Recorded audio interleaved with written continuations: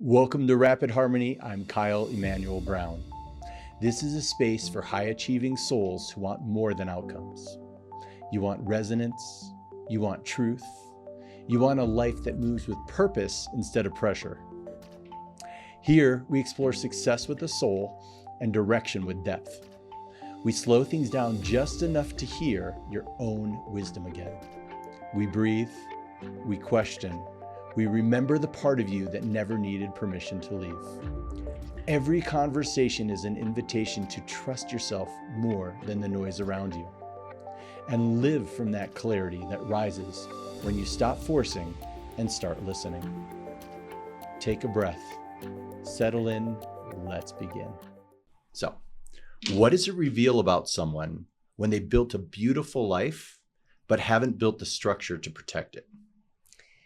It reveals one of two things. If you've built a beautiful life and you don't have the structure to protect it, you're either really busy or you don't know what to do. Because if you knew what to do, you would do it. And if you had the time to do it, you would do it. So I say you just need to become your own best advisor and then get the right support and get it done, because a beautiful life does need protection and deserves protection. I love that. Thank you. Well, have you ever built a beautiful life on the outside, but secretly hoped nothing happened to you because your legal and financial foundation isn't actually ready to hold it? So today, we're talking about the part of life most high achievers avoid until it's too late. Not because they don't care, but because nobody ever taught them how to bring soul into money, law, and legacy. And I'm going to introduce my amazing friend here, Ali Katz. She is a family wealth expert and the founder and CEO of Eyes Wide Open Collective and the creator of Money Map to Freedom. She has helped thousands of families, entrepreneurs, and lawyers build legal, insurance, financial, and tax structures, which she calls LIFT, that actually reflect their values, protect what they love, and create clarity instead of fear. What I love most about Ali is that she brings humanity, tenderness, and truth into a world that usually feels really cold and transactional. So today we're going to talk about law, legacy, and the soul of money, and why creating the right containers for your life is one of the deepest acts of self-trust. So thank you for coming today, Ali. You're so welcome. And I really love what you put together, because I didn't share any of that with you. You pulled that all together in that way. And the self-trust piece is so big. And so I'm really glad that you got that from whatever you looked at about me online. It means I'm doing something right. And it's why we resonate. The book I just released is called Total Self-Trust. That's right. I saw so that. It's absolute resonance. Yeah, I saw that. And I was so excited. And I haven't read the book yet. I'm now going to do that. And I was wondering, I wonder if this lines up at all with what I'm talking about on the legal, insurance, financial, and tax front. It is so beautifully lined up. Oh, good. And that is why I was like, this just, in this day where everyone is losing their self-trust, they're also giving their sovereignty over to AI, is one of the biggest things. It seems like to me that is one of the most important pieces, is to come back home. I wonder if people know that they're losing self-trust, actually. My sense is that people think that they are losing trust in the systems, in the institutions, in the politicians, in their neighbors, in their spouse, right? We can always point that finger out. Right. But what I find is probably what you're also seeing and why you wrote the book is that it's an inside game. And it is about building our own self-trust. And then all of a sudden we can start trusting everything outside of ourselves in a new way. It's all hermetic law of correspondence and action, and really embodying that, where people view the outer world as chaos. It's because inside they're chaos. Yes. And if they can get to a place of operating their baseline from, ideally bliss consciousness, then they see the beauty in everything and everyone. And they can also really clearly see if someone or something is acting out of integrity. And there is an outside world that is in chaos. That is also true, right? Absolutely. So it is the both and here. And one of the things that I was listening to recently said that we're about to go through a big split, where humanity is going to split into two different pathways. Maybe that's what's happening right now. And what I'm getting here in our conversation is there's going to be the people that are on the self-trust path and that are in this bliss consciousness, which I really relate to as being able to create magic in the world and seeing how to create magic, knowing how to create magic, and that these 3D tools, that's really what Lift is all about, is like, how do we use these 3D tools, these very practical tools of time and money and legal, insurance, financial, and tax structures to be able to create that magic. And I love that you call it coming from the bliss consciousness, because if we can do our estate planning from bliss consciousness, if we can create our legal agreements and our relationships from bliss consciousness, well, we are in the part of humanity that is splitting into, I think, a much better reality, whereas the rest of humanity is not going to go in that direction. I think you've nailed it. And I'm leaning into why people don't address this. Yeah. And I think it's very similar to shadow work. It's an area where people, if you don't feel confident, it's hard to lean into, and you're just like, I'll get to that later. And you just kind of brush it over here. Yeah. I made literally over $3 million worth of mistakes doing exactly that. Even though I went to Georgetown Law, even though I graduated first in my class, even though I worked at Charlie Munger's law firm on tax transactions for Warren Buffett, when I started my own business, I thought, oh, none of that applies to me. I don't need legal agreements. I only do business with people I trust. As an example, even though I had done my own estate planning, there was so many holes in it because I didn't know what I didn't know. And I only discovered that as I'm out to dinner with my husband and my baby is at home with a 16-year-old babysitter. And I'm like, what actually happens if we don't make it home tonight? And I realized, okay, we've named legal guardians. I have an estate plan. I'm an estate planning lawyer. But our guardians are 3,000 miles away and nobody knows where our will is. So if the authorities show up at our house, of course she's going to get taken into the care of strangers. Wait a minute, this is not okay. And then I began to realize all of these ways that our legal, insurance, financial, and tax systems just have all of these blind spots, even for me, a Georgetown grad. So that means for everyone. Yeah. And I remember I first realized I needed good bookkeeping. But I didn't want to pay for it. I just wanted to be as cheap as possible. What's the cheapest bookkeeper I could get? And then I would schedule meetings with my bookkeeper and cancel every single meeting. Why? Because I didn't know what to do in the meeting and I didn't know who to ask about what to do. And so just, something came up. I got sick. Cancel. Until one day, really, I discovered, I can't do it like this anymore, because even though I learned how to make money, I built $2 million businesses, I was terrified constantly that I was going to run out of money. And I realized I can't live like this. This is just not the way that I want to live. And I thought the answer was to walk away from everything and just not do business and not be in business. And so that's actually what brought me here to Boulder, Colorado. Really? Yeah. Yeah, it's a big story. So it was, I'm just going to step away from the entire capitalistic system and just live out in the wilderness? Is that what was, kind of, yes. Yes, actually. So the story is that I had built $2 million businesses. I was a family financial and legal expert on TV. I'd all of the success that you could possibly have without actually understanding legal, insurance, financial, and tax systems as they apply to us. I understood them as they applied to Warren Buffett. I didn't understand them as they applied to you and me. And I kept having one issue after the other. I had an employee lawsuit with an employee that I was creating business with. I was entering into partnership with. I loved this woman. I sent her son to summer camp. I let her just work whenever she wanted, as long as she was getting the work done. I thought I was the best boss ever. And then there was a really, really bad day. I came into her office and I saw her move something on her computer really quickly. I was like, wonder what that was.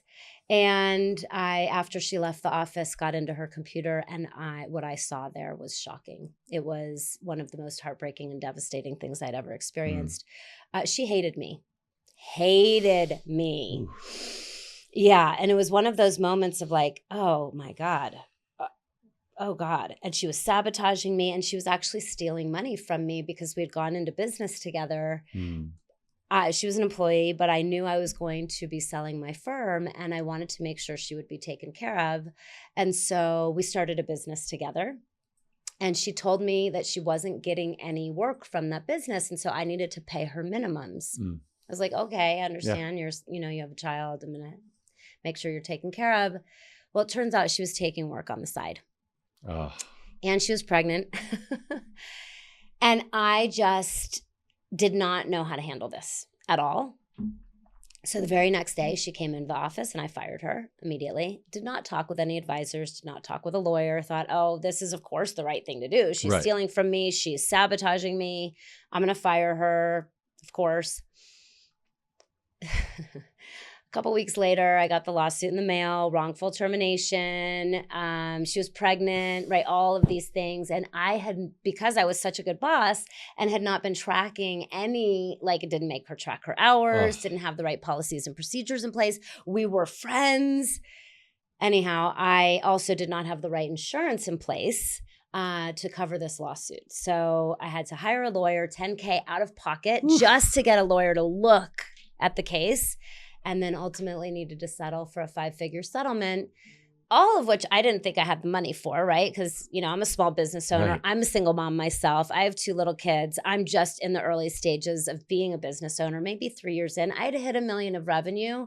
But again, I did not know how to manage any of it. I was way in over my head. And that was just one example of, really, as I said, ultimately over $3 million of mistakes before I recognized, okay, I need to learn this so I can teach it, which I was very resistant to.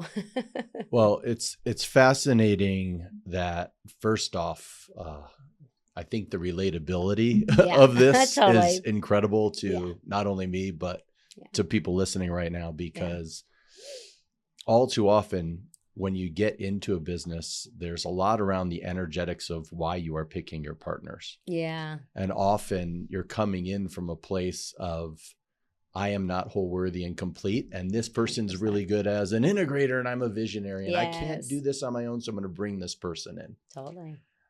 I had a really interesting one, actually. The day of my wedding, my best friend comes up to me, he's my best man.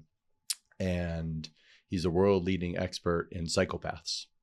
Professor Georgia State, and he comes up to me and whispers, and he's like, hey, the buddy you've been talking about, he's a psychopath, and go make sure you have all your contracts in order for this big project you're launching, which included my first book 14 years ago. Wow. And I was like, okay, I'm gonna go do that. That's interesting. I was like surprised. I'm like, I just thought he was charismatic, and I could rein all that in, and he would never do anything to me. And I found out, as I sat down with the lawyer, that there were things going on within the 501c3 charity aspect that were dangerous and illegal and could have gotten me in a lot of trouble. So I had to walk away from everything. And it was this awareness of finding that harmony of do no harm and also take no shit. Yeah. And not just going with the flow with everything, because we are operating in a grounded, dense universe where a lot of people are operating from their wounds. Yes. And so in this case, did you feel like she hated me? Do you feel like she hated you because of envy? Like she was watching you actually start to succeed and create a 7-figure business? Yeah. I think it's like we said when we first sat down, everything we see outside of ourselves is a reflection of our own internal consciousness. Right. I hated myself. I hated myself. And so it wasn't just her that hated me. I was seeing that reflected actually in many different ways throughout my business. She was just one of those reflections, and a very expensive one. Right. But the reality is that at that time, this was, 2005, 2006, I hated myself. And I didn't know why I hated myself. I knew that something was off inside of me. it would take many years of really looking inside to understand what it was. And again, that's part of what led me here to Boulder, because I built these $2 million businesses on that foundation Right. of something isn't right. And I'm trying to create this success. I was driven by this need to prove myself and this need to really make it clear to myself that everything was okay. So if I hit these success metrics, well, then I was good. And then that meant that I was successful. And yet every time I hit the success metric, the best-selling book, the getting on TV as a family financial and legal expert, the building the first $1 million business, the building the second $1 million business, the kids in private school, the house on the walk street in Hermosa Beach, the beautiful office, there was still something not right. And I didn't know what that was until my first journey with ayahuasca. And that was in September of 2009. And at first I was very resistant to it because, my mind said, oh, people are just doing this to get high, And back then, plant medicine was not a thing. No. Today, it's like, wow, everybody's doing plant medicine. Everybody knows it's like being decriminalized, the whole thing. But back then, it was still this very fringe thing. And I had a very, I wouldn't call that part of me. My name back then, by the way, was Alexis Martin Neely. So I had, a whole different name than I have now. I was still very much in the idea of right and wrong from the perspective of judgment. Right. Rather than actually just truth and knowing of like my own personal morality. I don't even know if I knew what my own personal morality was. It was so outsourced to what the outside world, I think, thought. And something just wasn't right. Right. So I go into this ayahuasca journey and I experienced like the visceral experience of harmony. I experienced the visceral experience of a world that works for everyone. I experienced the seeing to the extent that I like saw something. It was people living on land, growing food, raising children, and feeling relaxed in their bodies. Yeah. And I had never had any connection with that in my life. I grew up in Miami. My dad was a con artist, so there was a lot of like confusion for me there. We were like the weird poor family among very wealthy Jewish, more traditional, I guess, families. Yeah. And my parents were very eccentric. And so I never really felt like I fit in. And, I was kind of like outcast in high school. So, I was having this like clashing of worlds inside of me. And I think that's really what was happening, is that my true nature is deeply good. Yeah. My heart is just, a stand for this like Pollyanna idea of world peace. Yep. And a world truly that works for everyone, and what Charles Eisenstein calls, the more beautiful world our hearts know is possible. All of that is like the deep truth in my knowing. And then I was born into the exact opposite. My parents fighting about money and so much conflict in our home. And then conflict between what I saw, but like what I saw, like I even knew as a child, like something isn't lining up, And so when I went into that ayahuasca journey and I saw and I felt like, oh, this is what I've been wanting. And then I came back into my life and I systematically, they didn't have integration back then, by the way. Right. You went into an ayahuasca ceremony and then you went back into your life and there was no therapeutic integration. Right.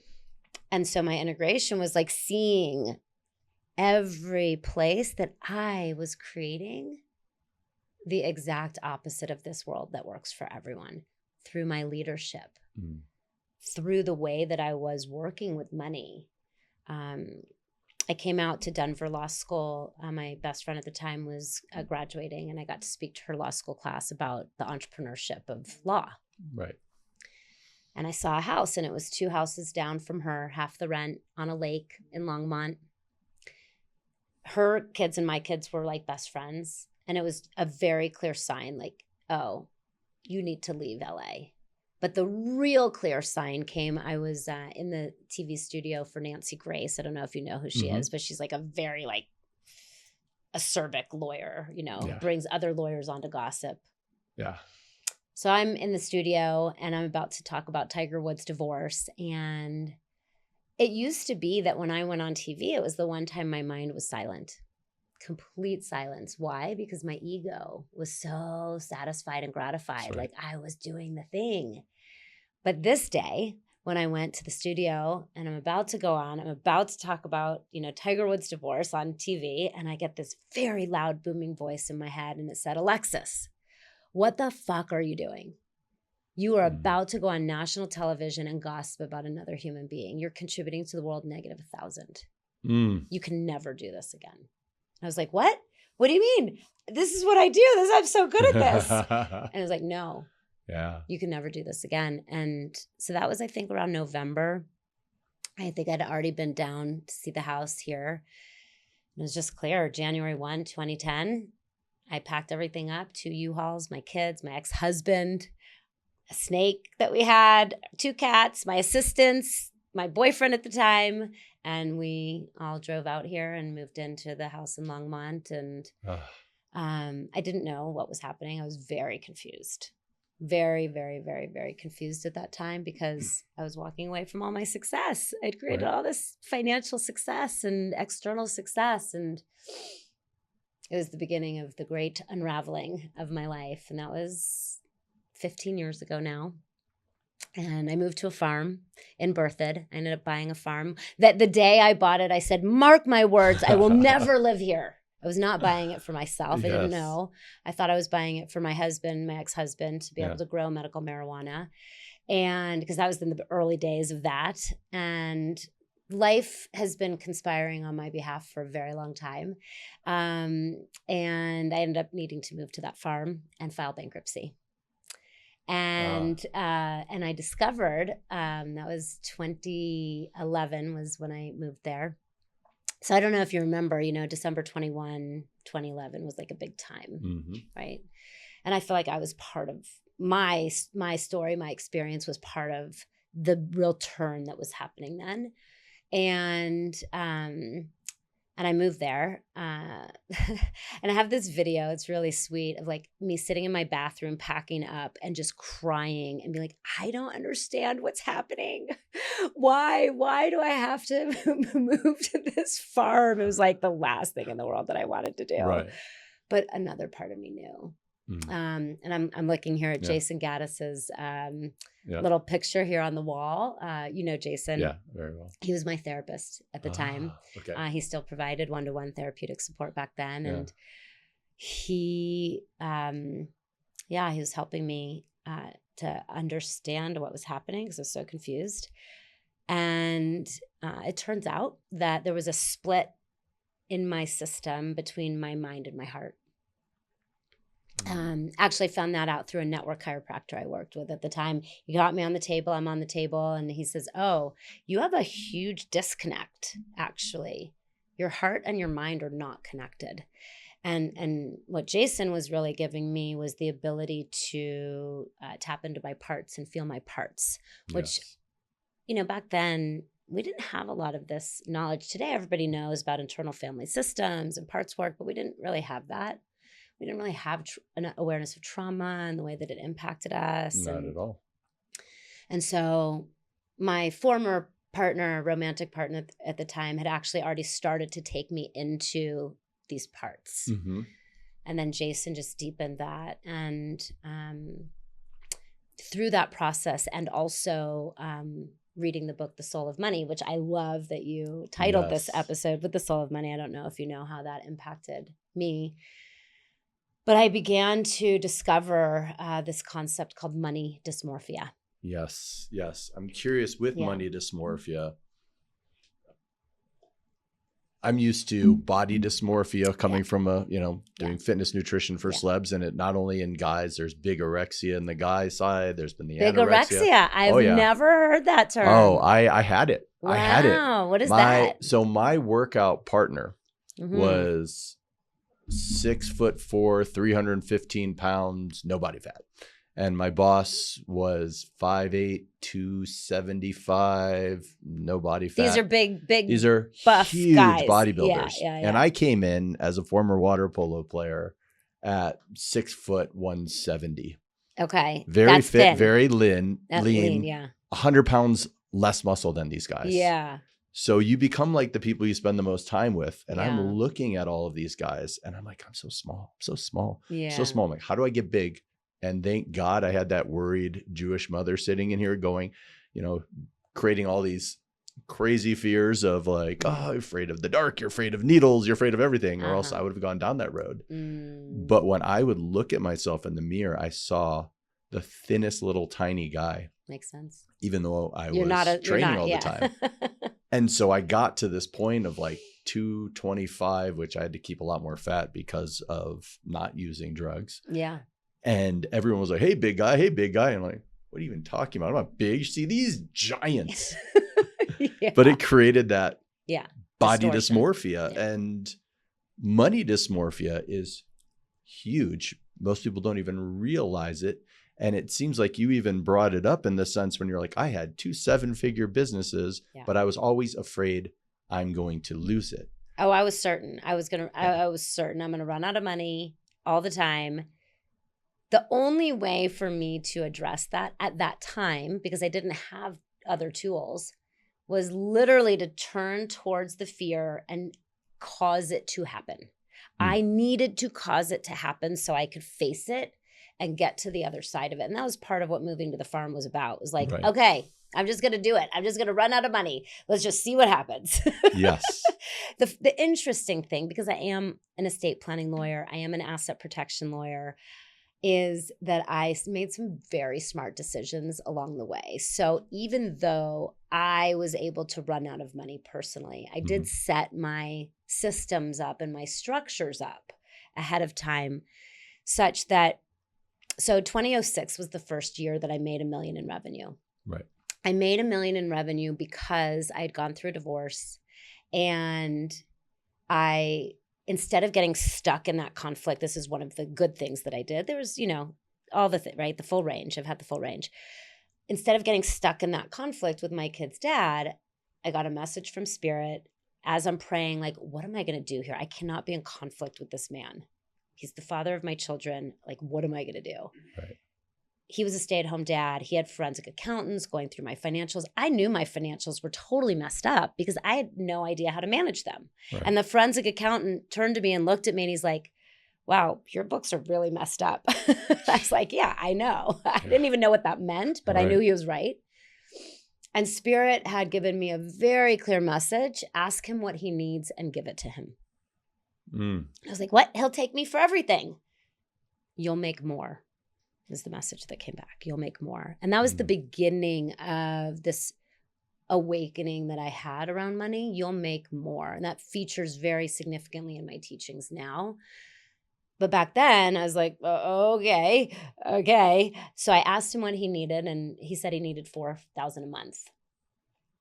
Today, that seems like a small amount to me. I think to a lot of people that would still seem like a huge amount, but in my reality of where I am now, it's small. But back then it was huge. Right. I don't have an extra $4,000 a month, even though my business is doing well. I was, mid 6 figures.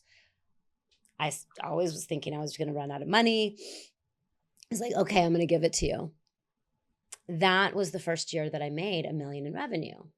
And I believe it was because I freed up that energy. I didn't stay stuck in conflict with him. And the reality was I needed to make it at that point because I needed to pay for my own place. I'm giving him $4,000 a month. Right. We're divorced, the whole thing.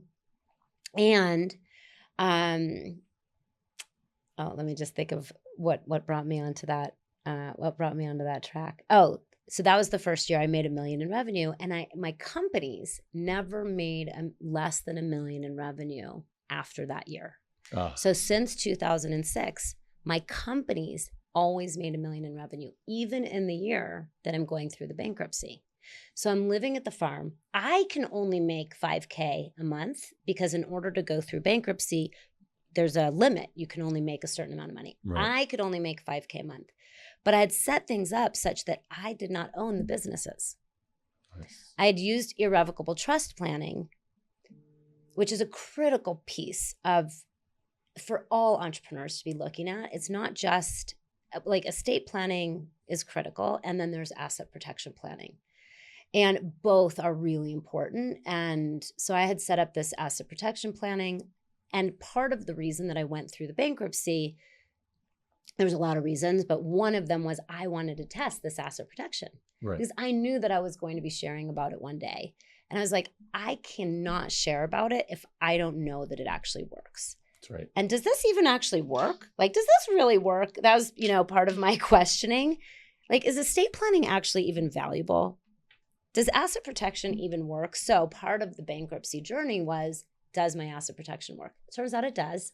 I was able to go through the bankruptcy, even though the businesses were still, earning $1 million of revenue. And the other piece of the bankruptcy was I didn't feel like I had a relatable story. And I knew that I was going to be here now because my future self has been communicating with me for a long time. And I knew that one day I was going to want to be able to teach from the level of, if I can do it, you can do it. Yes. If I could go all the way to rock bottom and then make it back to where I am now, you can too. And if I can traverse this journey, and I felt like my story as a white, Jewish, privileged woman, even though we were the poor family, we were not. That was money dysmorphia on my family's part. I mean, we kind of were, but relative. It's all relative. Who, went to Georgetown Law and graduated first in her class. Like, how relatable am I to people who don't have those credentials, don't have that background? And I knew that I wanted to be able to support a wide range of people with their money journey. And so me letting everything go, walking away from it and rebuilding from there seemed like it was an important part of the story that I needed to experience so that I could have my own credibility, my own self-trust, that I could actually help people go from rock bottom, if that's where they were, to the rise into whatever would come next. I didn't know at that time. What I discovered while I was there with this concept with money dysmorphia came from reading Lynn Twist's book, The Soul of Money. Mm-hmm. And at the same time, meeting the man that I call the $100 million man. So I met this man. He has $100 million in assets. And I'm like, oh, he's going to be the most free person that I've ever met. Right. He's going to just have total freedom. He was the most trapped person that I'd ever met up until that time. The only thing he could talk about was money, his money, where it came from, where it is, what form of currency, how he could get access to it. And he was pretty sure, and I think he was right, that people were only in his life for the money. And I even felt that too back then. Right. I didn't have $100 million, but I had these $1 million businesses, and I did not know who was in my life because they liked me, which was hard for me to understand because I didn't like myself back then, or because I had money, or because I was paying them. Mm-hmm. And so part of my walking away from everything and moving to the farm was, I want to see who's really real. I want to see who's really here because of me, because they're my allies versus they just want something from me. Turns out my ex-husband was actually in my life because he loved me. It was the first time that he was actually ever able to really show up for me, even though I had nothing to give to him. He moved onto the farm with us back then and lived in a yurt, even though we were well divorced, even though I wasn't able to be supporting him financially at that point. Right. He and I have had a very long history. In fact, we still live together to this day, 20 years after our divorce. We're not romantic anymore. We're like, family. Teammates. Yeah. Co-parents, teammates. Beautiful. It's been everything. I mean, right. after the divorce, he really hated me, like really. So again, this story for people, like you can resolve relationships. You can have, somebody that you're in relationship with for 20 or 30 years and go through a whole journey of different types of relationships. That's an important thing that I want people to know in this path to harmony. Yeah.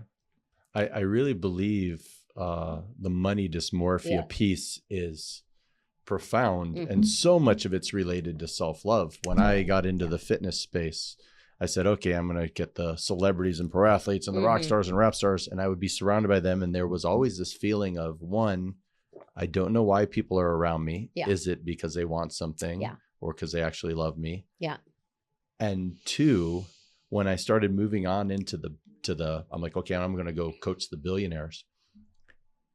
It's almost like the little kid who goes trick-or-treating and gets every piece of candy they can at every house. And then there's the buckets, and then they load them up, and their whole energetics are like, don't take, don't take, don't take. Yeah. And because I hadn't done the money work on myself, I had the biggest problem asking for what I was worth. And so I remember I went to one billionaire and I was like, hey, I'm raising my rates, $10 an hour. We're now up to $80 an hour. Yeah. You've been with me 3 times a week for 10 years. Wow. And he was like, I don't know if I can do it. And he was being serious. I'm like, you come to my house 3 times a week for 10 years. Wow. And he was being serious, not can I do it, but because he hadn't gotten over those money things that he believed, well, this is really expensive for the thing. And finally I got to a point, I was like, you just told me that you took a private jet from San Diego to Denver to pick up a dog for your family, and then you flew home. The fuel expense alone is more than you paid me this year. Yeah. And I was like, and this is all on me and my money issues. It created such an awareness of what my ended money up this happening? morning. What'd you do with him? When I transferred from in-person to virtual, roughly around 2 months later, was when I'd gotten that sign of like, you can't be this person anymore. You need to get out of this purgatory state. Yeah. I let half of my business go. Yeah. And I was like, I only want to work with people that I can, one, have over for dinner and be excited about it. Yes. And two, that I would feel safe leaving my kids with for 20 minutes unsupervised. Not because they're going to be Diddy or someone along those lines, but because they're going to come at it from a place of such care, self-absorption that they forget that they're even watching a kid. Totally. Yeah. You wanted to work with people who care. People who come from heart space. Yeah. And now I'm at this place where honestly, I don't know if I'm working or playing 90% of the time. Exactly. And it's beautiful. Exactly. Yeah. It's a big trust fall in order to get there though. Huge. Yeah. Huge trust fall. Yeah. And shedding was so important. And it sounds like you needed to shed that old identity and have your own hero's journey. It was a real hero's journey. It was definitely the heroine's journey for sure. And I, a lot of times during it, felt lost and confused. Like, what is going on? Right. What path am I on? But a greater part of me knew. Right. You know, the higher self connection part of me, the part of me that was connected to source is connected to source. Jason helped me to name this part of me that I call oneness and really be aware. And, you know, she lives back here in my, that's why I have my hand up here, behind my head, like here, oneness is here. And then to come into contact with the witness observer, and then to be able to recognize that I am not my mind, and to be able to watch my thoughts, and to be able to see that there was these parts inside of me that I'd already started to touch into with my former partner that had different names. You know, this Alexis Martin Neely part that was really the deeply conditioned, but really smart and driven and ambitious. But what she was motivated by maybe wasn't the best things. You know, her come from was that prove it energy. Yes. And she did so many great things, this Alexis Martin Neely character. She wrote the best-selling book, and you know, she was the one on TV, and she built these $2 million businesses. But then there was this other part of me that I called Ali Shanti. And as Ali Shanti came through, I was like, oh, this is the part of me that is deeply feminine, the priestess, the so tender, Yeah. tender. My heart, really the representation of my heart. And these two were in a war inside of me.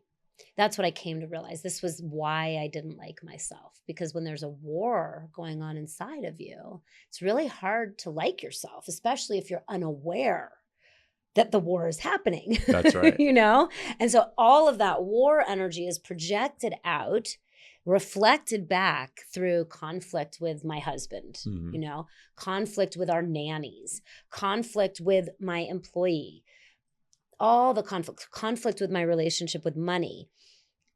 And that was the reflection that I was having back. So I needed to move to the farm.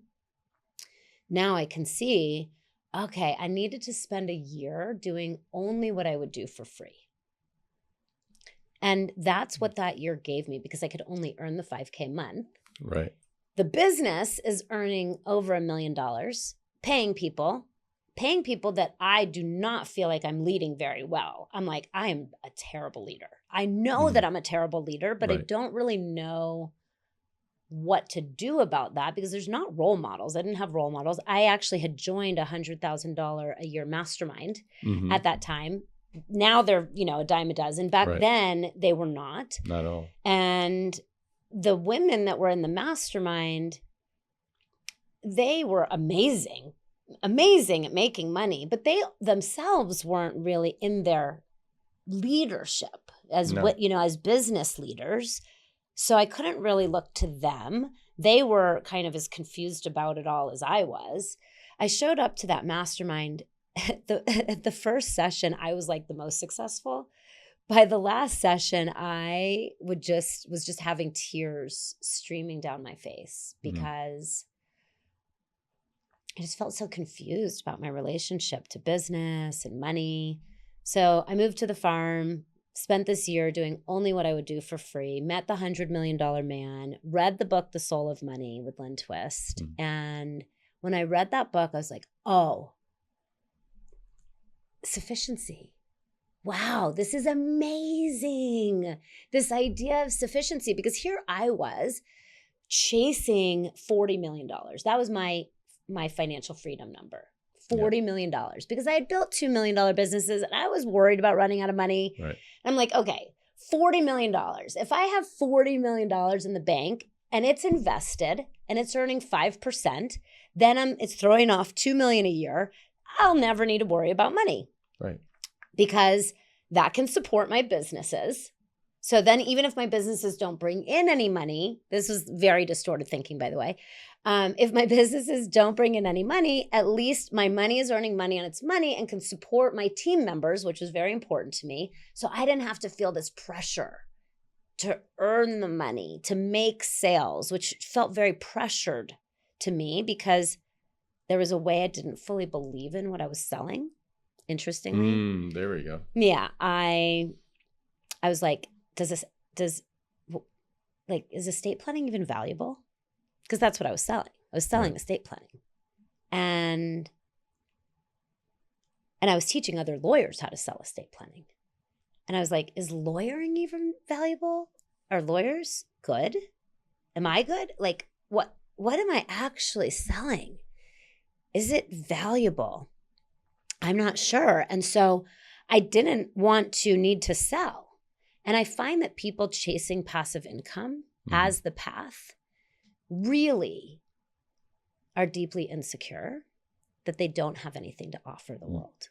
Spot on. Like, it's a deep feeling of a lack of self-worth. And so it's an operation from a fear mechanism of, if the money can make the money for me, then I don't need to face the shadow of my relationship with money. Of my relationship with providing value. Because that's really what it is. It's like, money is just money. Money is just a thing that we've made up. We put a lot on it. I recognized at one point that I was outsourcing to money that which was harder to face beneath. And the thing that's harder to face beneath is my relationship with the value that I provide in the world. Is what I provide really valuable?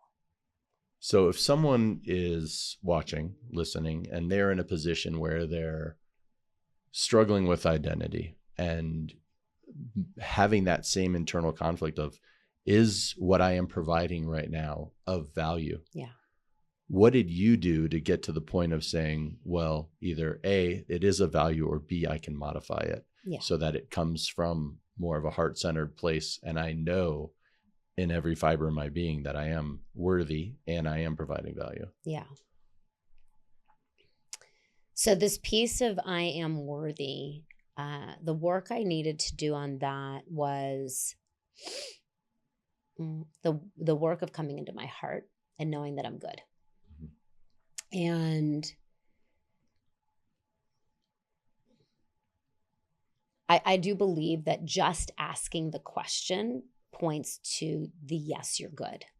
And you may have some conditioning, beliefs, ways of being that need to be looked at in order to be able to bring the goodness through the shadow parts. And just the willingness to look at it is the path to the goodness and to knowing your own goodness. And so for anybody that is listening or watching and having that wondering, is something wrong with me? Am I good? Yes, at your core, you are good, because you would not be asking the question otherwise. And there could be a lot of things that have been built up out of survival, out of need to survive and scarcity, that causes you to make choices that are not in service to the whole. Right. And you can change that. And so the way to change that is not by focusing on, am I worthy, but am I providing value? Am I providing value? And if so, what is the value that I'm providing? And how can I provide that value in a way that's truly in service? So I take the attention off of myself and the question of my own worthiness, and I instead put it outside. And instead of looking for the reflection back of, am I worthy? Am I worthy? I'm looking for the reflection back of, am I providing value to you? Am I truly in service to you? Am I truly helping you to make what I call eyes wide open decisions, if I'm a consultant or an advisor, that is in your best interest?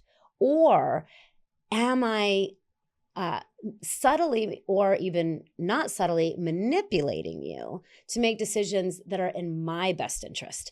And if I can look at that, now I can actually start to create an income model for myself that is in full alignment with the truth of how I want to feel, because I want to always feel good about what I'm offering in the world, what people are paying me, and the exchange of value.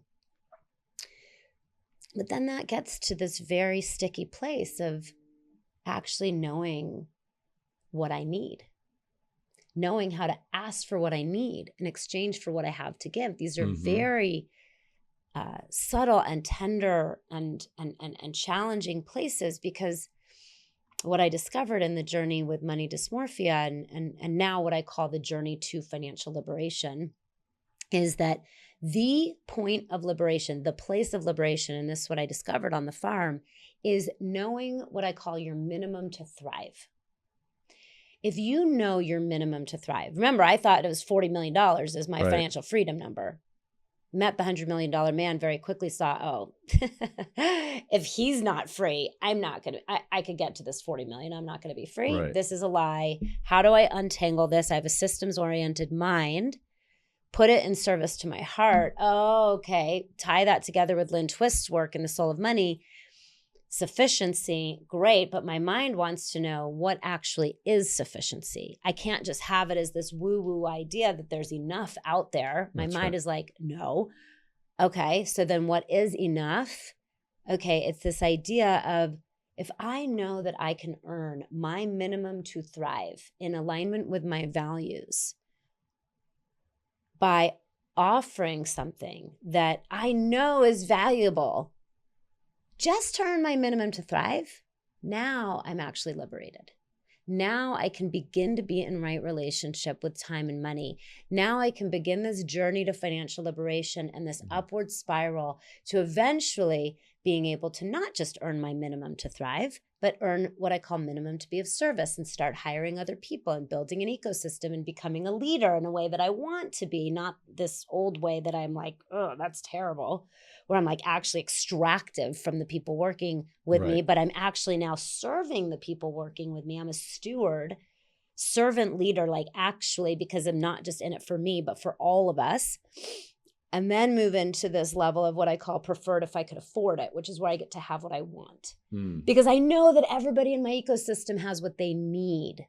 Like this whole idea of business where I'm going to have what I want, but the people in my ecosystem don't have what they need is mind-blowing to me. I cannot understand, like, how does like Jeff Bezos, for example, or the Walmart family, how do they live having what they want and so much more, while the people that work for them don't have what they need, are on food, stamps, are on SNAP, or on, Medi-Cal and Medicare and Medicaid, and like can't afford health insurance premiums? Like, how?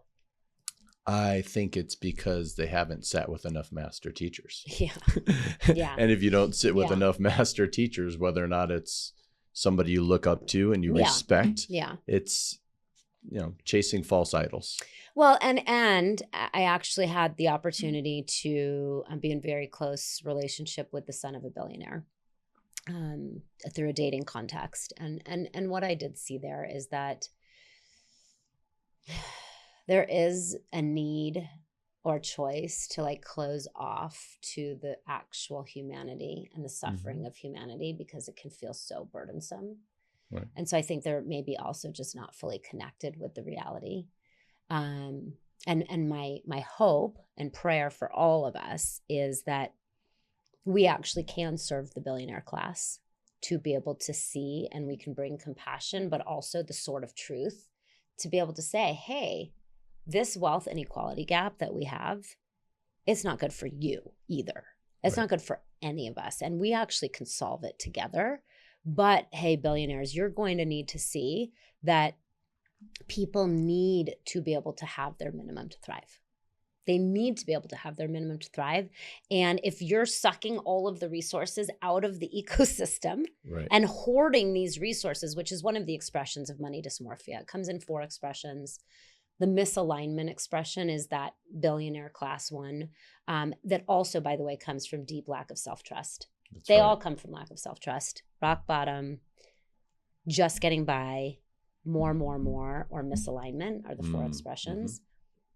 And if the people who have all the resources do not come to recognize that people need to be able to have their minimum to thrive in order to not, frankly, rise up, right? There's going to be a revolution. Right. And that we can come together and we can solve the wealth gap issue, but it needs to be solved really coming from, well, I suppose from within first. Right. But then rippling out in a way where the people that do have all of the resources recognize that in order for me to truly have what I want, the people in my ecosystem need to have what they need. And so that's this 3rd level I call preferred if you could afford it. And then the 4th level on the journey to financial liberation, I call no limits. And I didn't know what that was for a long time, but I have discovered that what it is where I have what I want and everyone in my ecosystem has what they want. Yep. And that ultimately, if it rippled out fully, would create a world that truly works for everyone. And I think it's a beautiful vision. And I love that you are looking at this from a place of future looking back. And I think a lot of people, when they get into that hoarding mentality, it's because they're afraid to even address the future.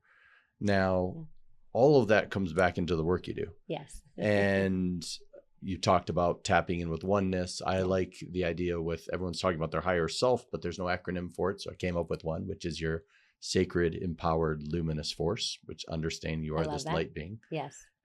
And I think a lot of people, when they don't look at their legacy, they make decisions from the now. So how has, besides when you're on the farm, when you're looking at the whole ecosystem, how has approaching your business from the future self really affected day-to-day interactions with those that you're coming in contact with that are working as part of your vision? Yeah, so I mentioned that I had these two names, Alexis Martin Neely and Ali Shanti, and I was living them out in the world for about 10 years, trying to figure out what is the reconciliation between these two parts, this very masculine driven and this very feminine, tender, both who happen to be really great at business and making money. Right. But needing to learn how to steward it. Needing to learn how to steward it and needing to learn how to steward this whole ecosystem that I was creating. And ultimately tapped into this part that is really the whole that is Ali Katz. That's me now. Yeah. And this was the future me that came really through a death meditation where I recognized that Alexis Martin Neely and Ali Shanti wanted to die. And I think getting to a place of, I won't call it suicidal ideation because it wasn't suicidal ideation per se, but it was certainly a place of I want to die. Right. Is important. And we can do that without getting stuck there. And the way that I didn't get stuck there was I said, okay, if something wants to die, then something wants to live. What wants to live? And I was able to bring myself into resonance and connection with the part of me that wanted to live and then name that part. This was back in 2015, so this is 10 years ago now. And that part that wanted to live was named Ali Katz. Was not ready to take the name Ali Katz in 2015. It didn't happen until about 2018, 2019 when I was finally ready to step into Ali Katz, this future vision of myself from back then that was the resolution of Alexis Martin Neely and Ali Shanti, the integration of all of it, Right. and that would be able to take all of these lessons and create this body of work and bring this body of work into the world and be the kind of leader that I wanted to be, and that knew that estate planning and asset protection is extremely valuable when we do it through a different lens, and that it is not just for rich people. Number one, it is a rite of passage and an initiation into adulthood. And when I say it's not just for rich people, my definition of like, what is this definition of rich, right? Right. It's like, we are so rich. Right? Right. Today I'm actually rich, but back then I was not financially rich. I was financially actually very much teetering. I needed to go to my mom and ask her to invest in me, actually. She did not have any money to invest in me. She was a teacher for 30 years.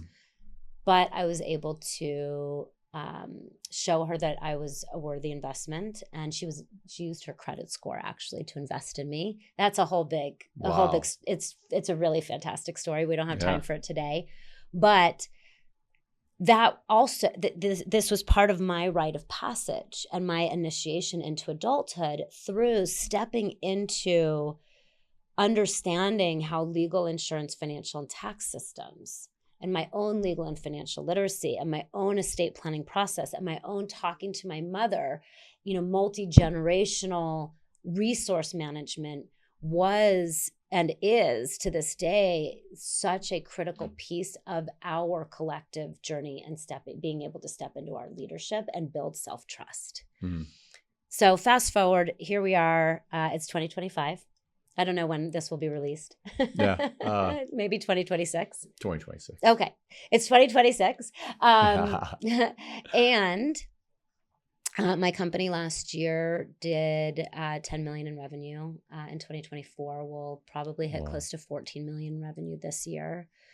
Beautiful. I am the kind of leader that I once dreamed of being. And we have about 130 people on our team. All over the US and overseas. We serve over 800 lawyers who are licensed as personal family lawyer firm leaders who have learned my methodology for estate planning beyond just like you're putting in place a will, trust, healthcare directive, power of attorney, sticking it on a shelf or in a drawer, never looking at it again, because that's not it. That's not the estate planning that you want. That doesn't actually end up working. at the end of the day, it actually fails. This is why I was like, is estate planning valuable? No, not that kind of estate planning. The kind of estate planning our personal family lawyer firm leaders do is extremely valuable because I developed this life and legacy planning model that I now teach to them. And it sounds like it's a living concept and document, that's much right. more than just something that's for, hey, what happens when I die? Go find mom's old, dress or dad's old baseball glove. Like, this is a living. Yeah. And piece. it is that too, right? It is also the inventory of everything that you have, which so many estate plans actually shockingly do not include, so that when somebody dies, you've got a will and a trust, but you have no idea what they own. And now you have to go find it's really a ridiculous thing. Right. The old model of estate planning is bad. So I've resolved that. I have created a model that I believe in that really helps the lawyers provide something of value, and that helps them to provide that even though AI is going to replace that other thing, right? That just set of documents thing. And I'm also creating a new model for financial planning around this journey to financial liberation, so that people can break free of these ideas of passive income is going to save me, and really start to look at their own money dysmorphia, heal that money dysmorphia through this journey to financial liberation, and have a trusted advisor and guide. Yes. In addition to an AI platform, of course, to be able to support them to do that. I love that. So if you're looking back on your life, yeah, what does soul aligned legacy mean to you right now? So soul aligned legacy to me means waking up. It means that we were born for a very specific purpose at this time. I believe that we chose to come into these bodies and into this life, and remembering that we're not just here to earn money, right? Pay the bills, wake up each day as, NPCs, non-player characters, or whatever those are called. Like, that is not the truth of who we are. We are not just here to make money and to extract from the system. We are here to wake up from those beliefs. Yes. To remember who we are, why we're here, and what is ours to do. And then to take the trust fall with support and internal self-trust, to be able to shed that which is not in alignment with that truth. And that if we do that and we keep praying for guidance, and my prayer is a prayer of show me the way. And my prayer is a prayer to Gus, or as one of my beloveds calls it, Guess, which is God, universe, earth, spirit, source, right? So the whole the whole ecosystem. Yeah, the whole holy ecosystem of that from which we come. And I say, show me the way, please show me the way, and have this real earnest prayer in my heart. I get the answers every single time. And through that, I can wake up every day. Like you said, I don't even know when I'm working or I'm playing. Like, I'm here for all of it. And I believe that every single person that makes the choice to live their soul aligned legacy can truly love their lives and have a life worth living, and have everything that they need, and ultimately everything that they want. And use these 3D tools of strategic vision planning, their calendar, legal agreements, estate planning, financial cash flow forecasting. We call it a cash flow forecast and a calendar to match. We can use these tools to live this soul-aligned life, and then create the legacy that will ultimately lead to what I saw on that ayahuasca journey, which is everybody on the planet living in harmony with themselves, each other, and the planet. That is the future. It might be 300 years from now or 3,500 years from now, but ultimately it's all happening right now. That's right. And remembering that and knowing that we're just this moment that is part of this much bigger thing, and remembering that and contributing to it with how we be every day is soul aligned legacy. Beautiful. Beautiful. Sign me up. That's where I'm going. We're doing it. That's the way I'm it. viewing life. Yeah. And it's a beautiful way to do life. And Yeah. where can people go to learn more and take the next step with you? That is such a good question because I'm in a moment Yes. of the next turn of the wheel of like my personal brand is a big question. So I am going to assume that still the best place will be the Ali Katz, TheAlikatz on all of the socials. And I say that because there's this interesting moment where I'm in the consideration of whether the next iteration of my personal brand is actually to return to Alexis Martin Neely. Ooh. Wow. I know. It's crazy. Literally, my mind is like, what? But there's some reasons that would actually make sense. From a personal brand standpoint, my legal name, my lawyer name is still Alexis Martin Neely. So we're in this question of the best, most strategic way to bring this work into the world that will be able to be received by the people that need to receive it. Being the bridge is the goal. And remembering Alan Watts' statement that you have no responsibility of being the same person you were 5 minutes ago. Totally. So, you know, that's and also if you have tons of voices and awareness of all your parts, you're never lonely because you know definitely there's not. so many pieces of you that you can connect with at all times. And it's really that, you know, part of this like practical magic of, which is one of the brands that brings my work into the world is making the right choices from this very strategic 3D plane level of what's actually going to serve the most. If we can make it through that choice, what is going to serve the most? Yes. I'm willing to just do that. I want to be in service to the most number of people waking up and recognizing our true power as creators and remembering who we are, why we're here, and what's ours to do. And so if that means that Alexis Martin Neely needs to live in the world as a family wealth expert to share that message, yes, I'm all in for that. I think that's beautiful because that's the same reason I write for Psychology Today is so I can meet people where they're at and slowly take them to where they want to go. And I think it's a beautiful thing. And, you know, what I really hope landed for people today is that self-trust is not just an inner experience and it shows up in our structures we create to protect our life, the people and the work we love. And what Ali does so beautifully is that she reminds us that the soul and the law are not opposites. No. And they belong together. And that when you bring harmony to both, our life becomes something that people can truly trust. That's true. So thank you. Thanks for getting Ali it. Katz, Ali Shanti, all of the Alis that showed up today to speak their truth and bring so much joy. And Alexis Martin Neely too. And Alexis Martin Neely. Thank you for showing up, for bringing so much joy and love today. Thanks so much, Kyle. Thank you. Appreciate it. All right, my friend, if this episode sparked something in you, don't just wander off into the abyss of the internet. Hit subscribe so you can actually get the good stuff when it drops. And if you're feeling generous or mildly enlightened, leave some love in a review. It takes just 30 seconds and somehow it feeds the algorithm gods so they know to send more people who really need it. Now, if you want to step deeper into my world, rapidharmony.com is where the real magic lives. Coaching, community, rituals, and a few surprises that are way better than just scrolling around another motivational reel and not doing anything about it. Thank you for listening. Thank you for being you. And remember, your inner harmony isn't hiding. It's just waiting for you to pay attention. I'll see you on the next episode. Now go subscribe before you forget.